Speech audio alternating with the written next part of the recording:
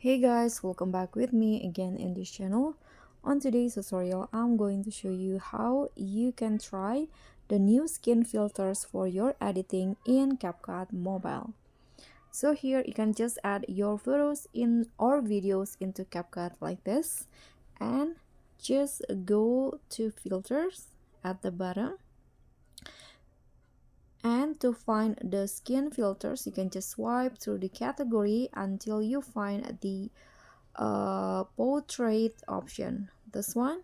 So here are some filters that you can select for or to edit your photos or videos. For example, here I'm going to use this pink orange. Let's try the difference. Let's see the difference to the photo. You can see. And here let's try the glowing tan.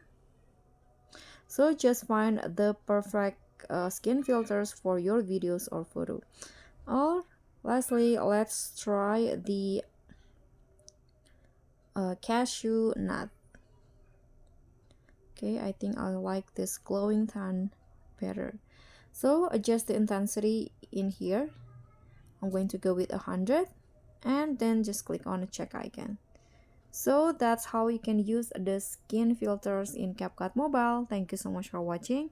Don't forget to like, comment, and subscribe. Also click on the thanks button. Bye!